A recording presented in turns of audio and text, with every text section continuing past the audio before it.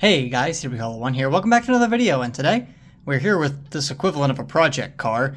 This is my Lionel 6-18006 Reading T1 that I've been constantly upgrading basically ever since I got it. And today we get to hopefully do the last thing that I think needs to be done to this thing, and that is fix the rail sounds. This is an engine that needs no introduction for anybody who's been around my channel over the last 5 years. They've basically seen me build this thing. But for all the new people that are here, what exactly is this? Well, it's a lot, but basically this is Lionel 6-18006. It is a Reading Company T1 number 2100 that was produced by Lionel in 1989 and equipped with digital rail sounds. This engine ran great when I got it. It sounded decent enough. I actually did some modifications to the original sound system to give it 2 chuffs per revolution, and overall I was happy with it for a while, until I wanted a little bit more out of this engine, including command control and better rail sounds. So, this thing now has a DC CAN motor, it has Electric Railroad's Cruise Commander, and a RailSounds 4 powered motherboard and sound card in the tender, with a really big speaker now. I also did a whole bunch of cosmetic things to this engine, including painting pretty much everything and redoing the coal load. It's got a brand new tether between the locomotive and the tender that I had to fix because the last one disintegrated on me at the last train show I was at. And I upgraded the tender, or the antenna, sorry, in the tender from what it originally was, which was just a wire running under the coal load, to now being the entire tender shell. So this thing has no issues with TMCC reception. It runs great, sounds great. But the sounds have a little bit of an asterisk to them, and that's what we're going to be trying to fix here today. So first, as usual, a little bit of backstory, this time on Lionel rail sound systems. So Lionel's done a lot of things to make different sounds over the years, going way back to the pre-war and post-war period. They started off with the air whistle that we are all familiar with, and the buzzer for air horns. And they were okay, they emulated something kind of reminiscent of what they were supposed to, but they were toys, they weren't supposed to be super realistic. But Lionel did that for a while until I want to say sometime in the mid-late 60s when they came out with the Mighty Sounds of Steam, which used transistor noise as sort of like an analog method to create a chuff, and in later years a whistle, which was arguable whether or not that sounded better than the air whistle, but some people will die on that hill. But the first step towards modern rail sounds occurred in the late 80s with digital rail sounds, debuting in the PRR B6 at 6-18000.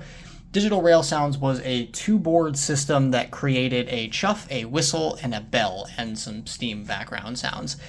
And it was honestly pretty decent. For the time, it was way ahead of what anybody else was doing in the industry, and it created the first sense of an actual locomotive. An actual steam locomotive sound was digital rail sounds. A lot of people refer to digital rail sounds as Rail Sounds 1, and it was sort of the last of the old school style rigid board rail sound systems. After this, in the early 90s, Lionel patented their modular board system, and I don't know if they knew it at the time, but that would completely revolutionize the industry for the next 2 decades. There were 2 different types of modular board configurations that you would find in locomotives, depending on if it was steam or diesel/electric. If it was a diesel engine, you'd get one big long motherboard that would have the RailSounds power supply, the RailSounds sound card, the R2LC, which is the radio receiver board, and then off kind of at the end of it would be the motor driver board, which is sort of a separate entity that gets plugged into the motherboard. In a steam locomotive, it's very similar, where in the tender you have the RailSounds power supply and the RailSounds sound card, and then in the locomotive you have the motor driver board and the R2LC, the radio receiver board. But there was a third configuration that Lionel developed for use in smaller engines and just sort of as an experiment because it was cheaper, and that is the powered motherboard configuration, which is what's currently in this engine. When you're dealing with a small switcher, for example, both steam or diesel, that you don't really have a whole lot of space, you can't fit the traditional modular configuration motherboard and daughterboard setup. You just can't do it. There's just not enough room. So Lionel decided to combine the RailSounds power board and a motherboard to create the powered motherboard. And what this did was it created a significantly smaller footprint at a reduced cost that still created decent sounds. And I say decent, not good, because the trade-off to this, because in engineering there's always a trade-off, was the powered motherboard didn't have the same power output as a standalone RailSounds power supply that would hook up as a daughter board to a traditional motherboard. And because of that, the sound quality sort of suffered, and that's what's going on with this engine. The sound card I have in this, as I mentioned, is a RailSounds 4E sound card, and that's sort of an enhanced version of the RailSounds 4 card, and it creates a much crisper sound compared to the traditional 4.0 cards. But the expense of that, again, engineering trade-offs, is that it has a much greater power draw compared to its 4.0 counterpart. And so a 4.0 sound card probably works just fine on this powered motherboard. The powered motherboard isn't bad. It's just that it doesn't have the meat for this 4E card and probably subsequent RailSounds 5 and 5.5 and 6 cards. But that's what I'm going to be fixing here. I do have a new motherboard. This is, I believe, out of a Camelback.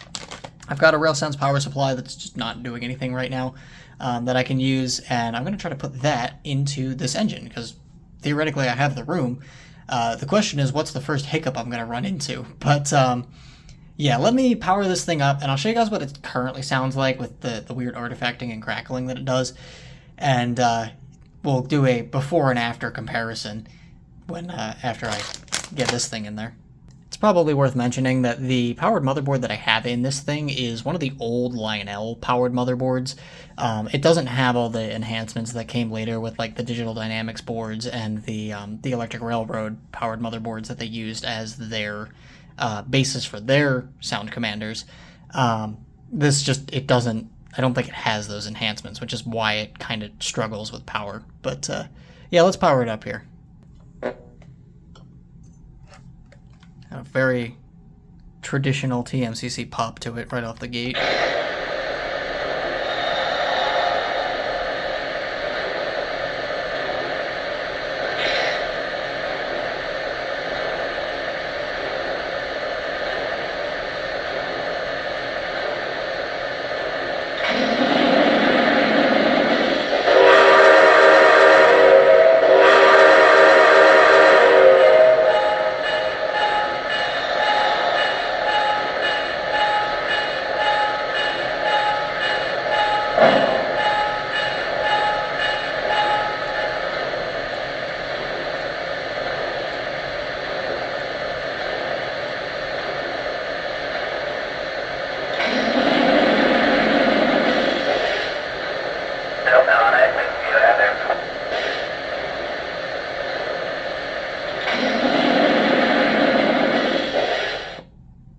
So yeah, it's mainly during the blowdown sounds where you can hear that sort of crackling thing. It's weird, and for a while I thought it was the actual sound card itself was just cooked because I probably fried it doing something. But I put it in the purple diesel in the last video I did on this engine, and it worked just fine. So I'm gonna guess that it's the powered motherboard, and this is our fix. So let's get that tender apart and take a look at the internals.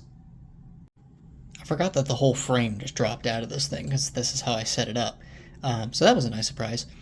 But yeah, I don't know why I put this huge service loop in here. I also have no idea why I soldered the antenna all the way the heck over here and not just over here somewhere. Well, whatever. I should probably go back and watch my old video and I might explain that, but whatever. So yeah, if you missed the last episode, I put this gigantic speaker in here. This is a Lionel Fatboy. It's an 8 ohm 1 watt speaker, and it should be more than capable to take whatever this thing is outputting.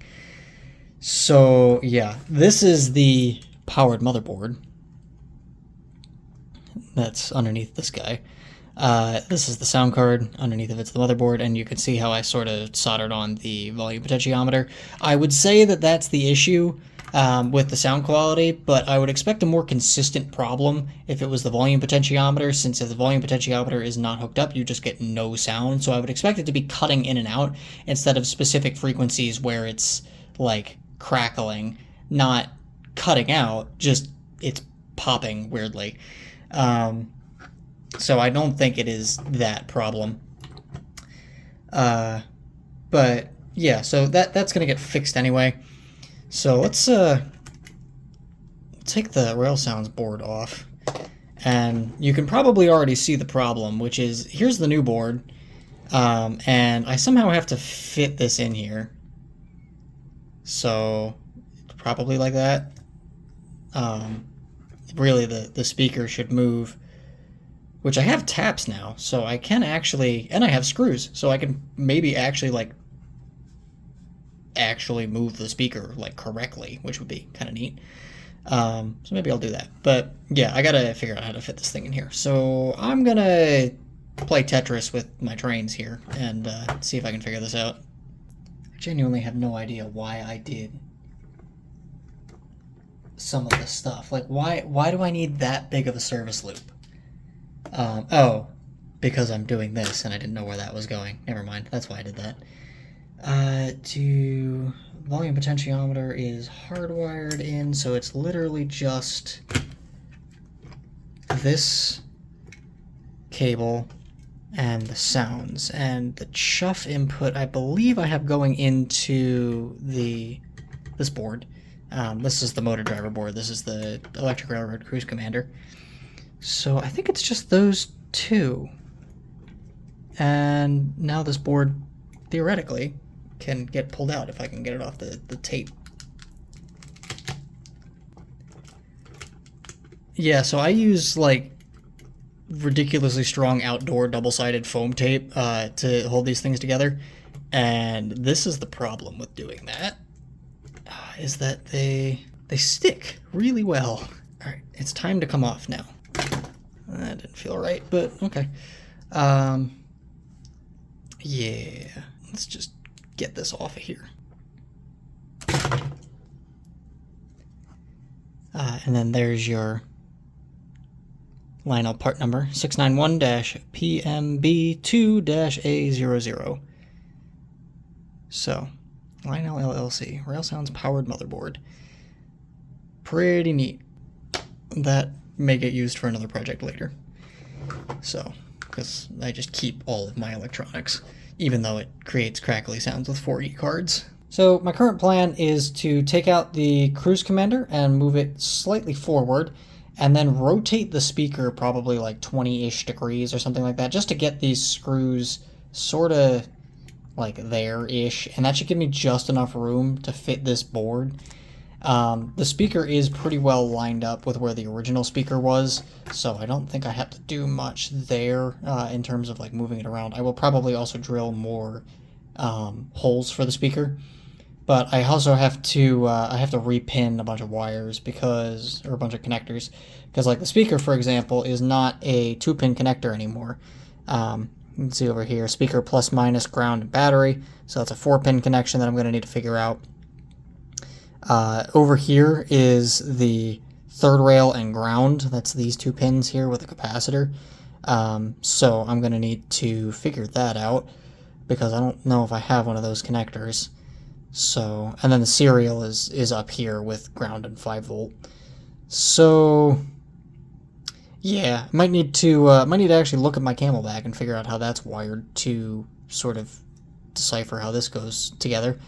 But let me take a look at that for a little bit, and I will let you guys know how everything goes. Alright, I've made a connector.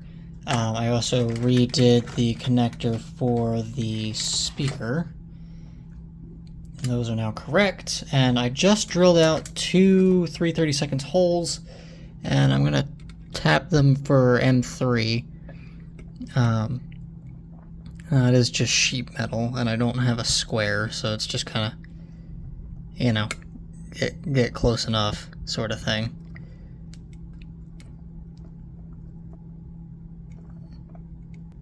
There we go. And yes, I'm aware 3/32 is the wrong size for an M3. Metric thread, using standard drill bits, but 3/32 gets you close enough to M3 that it works. And I don't have metric drill bits, so this is just what we're doing. Yeah, next investment will be machinist blocks. Okay.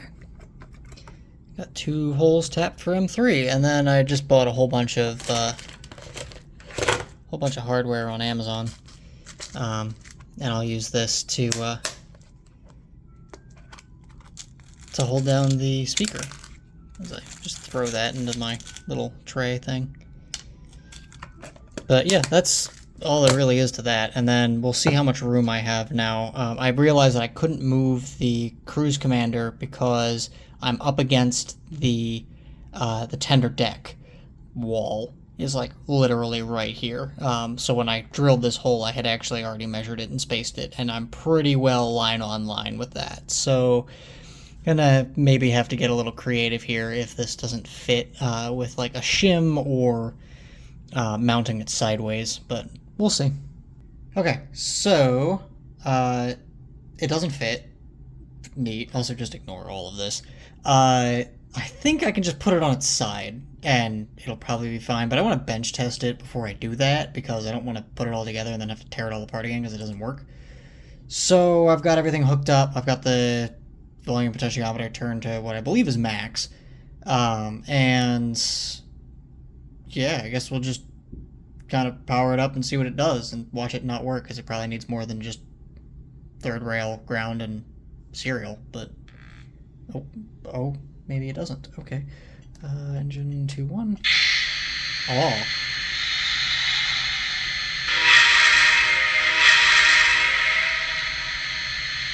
Ooh, that actually sounds kind of decent. Wait a minute.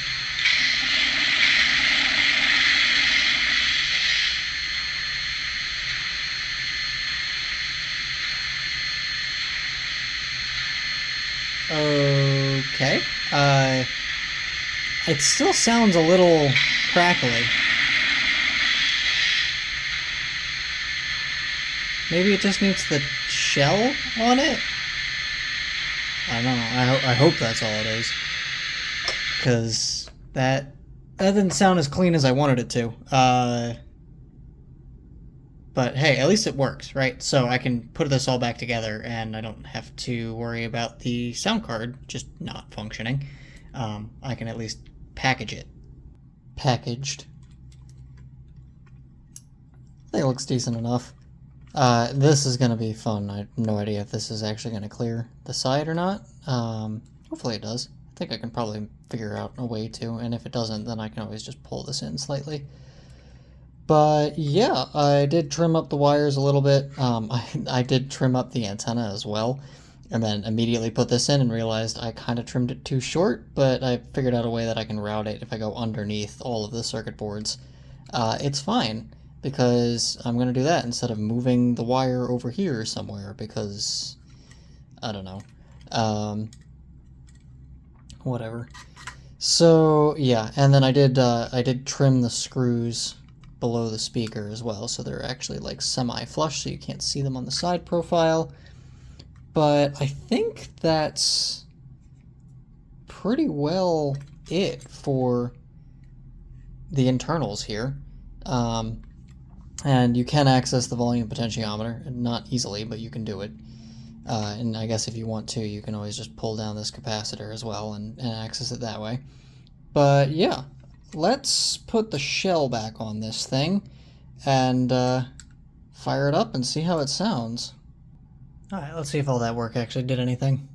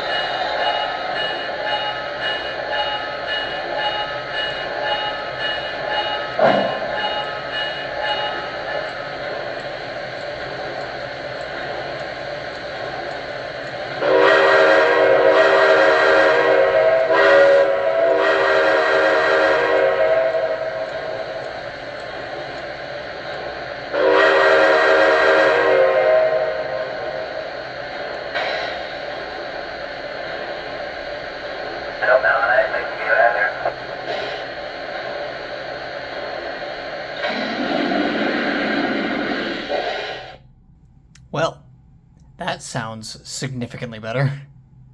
I've got no clue if the mic can actually pick up the difference between those two, but it just sounds way more clear. Like the crackles and pops that are part of the blowdown sound are now part of the programming and not the speaker freaking out, which just sounds so much better. So yeah, I am very happy with that, and looking forward to being able to run this thing. I do have some new passenger cars that I recently got, and yeah, I'm excited to see how they look behind this thing. But yeah, I will see you guys whenever I'm actually running this thing.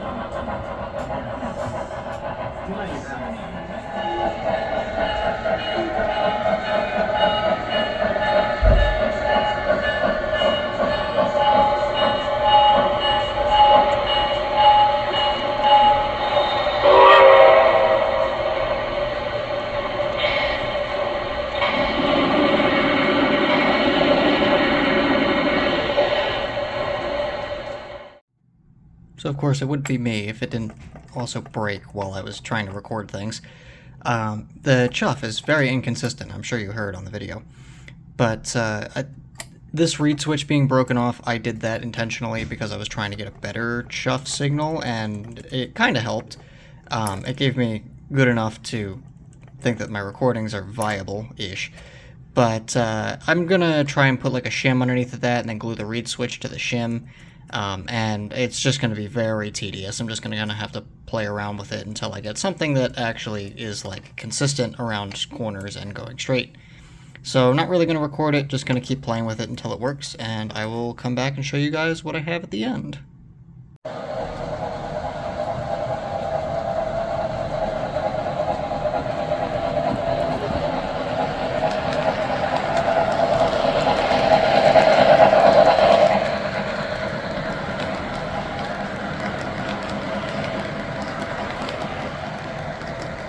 I got parts. So, yeah, let's take a look at what I got here. This is the RailSounds 4 and 5 power supply. I'm curious as to see if I can get better sound out of this board, or out of the engine, using a RailSounds 4 power supply compared to the RailSounds 3 power supply that's in it. That I stole out of my Camelback, and it needs it back, so. And then I also got an electrocoupler, because this is something that has annoyed me greatly about this engine for a very long time, and I can't remember if I've mentioned it in previous videos, but it doesn't have an electrocoupler on the back. It has a manual coupler, and I would really like it to have an electrocoupler, so here we go, electrocoupler. So let's take these things and stuff them in here and see how it goes. My parents got me a new cradle for my birthday, and what they don't realize is that what they actually got me is just a clean cradle.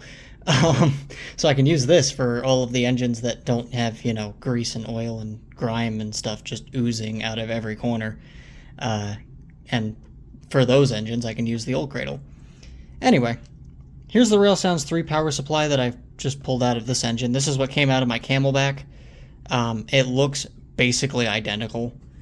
I haven't read through the part numbers yet, but like you can see, like there's subtle differences between the two, but for the most part, they are basically exactly the same.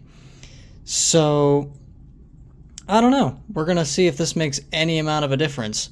But yeah, I needed a new power supply anyway, because turns out the spare power supply that I thought I had is blown up. There's a capacitor on it that literally exploded in my face. If you guys remember the Atlas RS1, where it had like all the arcing and whatnot that was going on, and it's a pain in the ass to work on, the one that is blown up is from that engine, and it looks like this. Yeah, that whole RailSound system just detonated. So yeah, I needed a new power supply, so I got one. And this is the one that goes back in my Camelback. Tender's loosely back together, and it's on the test track, so let's power it up and see if it sounds any different.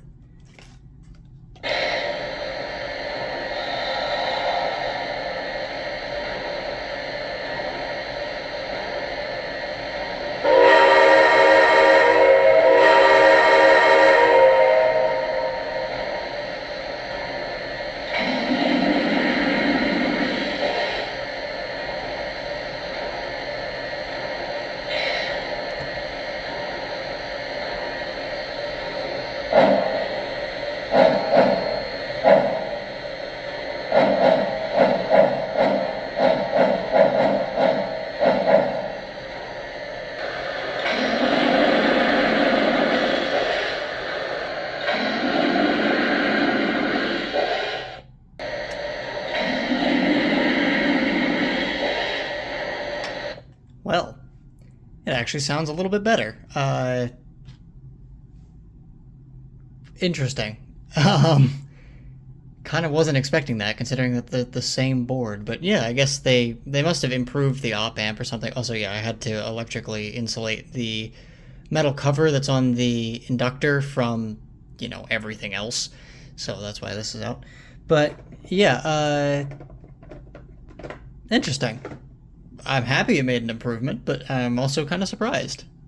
Okay, let's do the rear coupler now. It's just a single screw that's inside the engine. If you're wondering why there's electrical tape everywhere, it's because I electrically isolated the trucks from the frame so that I could use the whole tender as the antenna, and it works great. So, haven't had a single issue with it yet, surprisingly. And now I need to deal with this thing. So these are like one-way press-on washers. They're not really meant to come off. So I'm gonna have to figure that out. Let's see here. Can I just pry on it? Perhaps. I really don't want to break it because I don't have another one of these. I also know that there is a spring directly below this plate, which means that the second this plate comes off, it's going to go to orbit if I don't have my finger on top of it when it decides it wants to release. Okay, this is going to be... Alright, give me a minute. I'm going to play with this. Pull. Don't pry. Don't know why that works, but it does. So, yeah. Truck, coupler, release bar. Here's the little ring that holds everything in. And then I went and I retrieved my, my spring from the next state over. And, yeah. So, here's the old coupler, which, if you don't know how the self-centering mechanism works on these things, it's actually really cool. So, there's this little V-notch in here.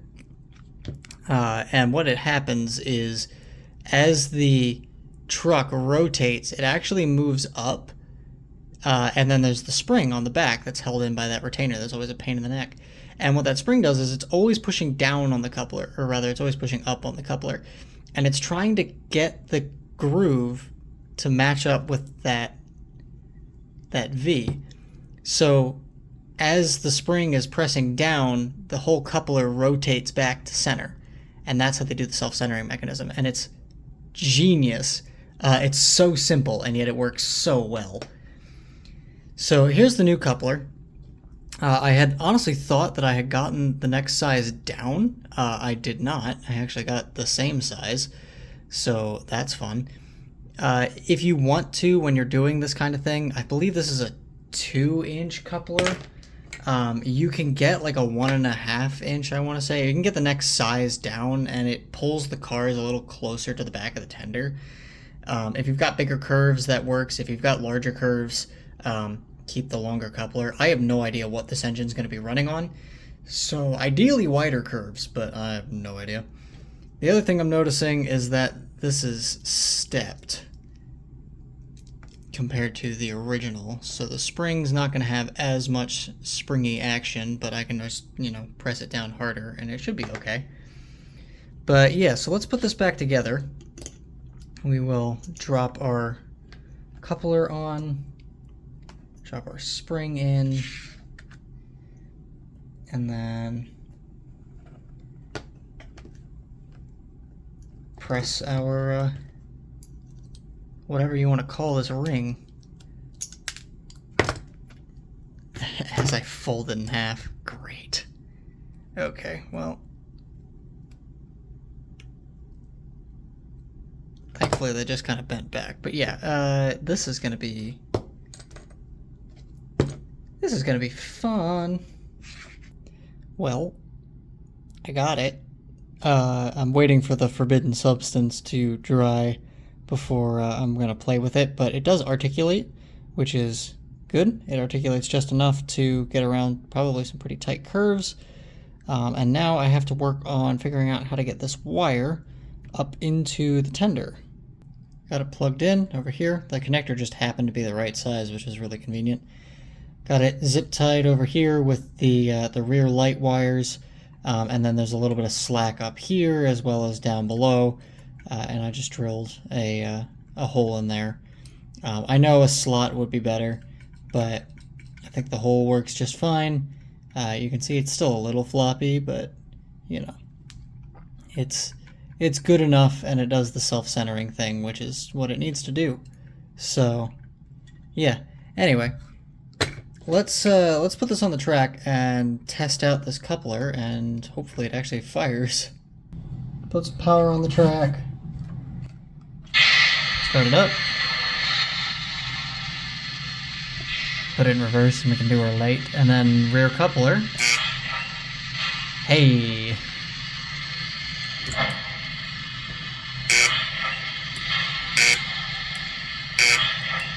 Seems to work good.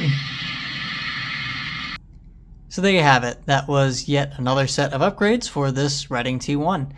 I need to start numbering these episodes. I just keep upgrading this thing, and I keep thinking of more things I want to do, like putting pickup rollers on the tender to lengthen the electrical footprint, or putting running board in the rear of the tender, or suicide steps, or whatever you want to call them.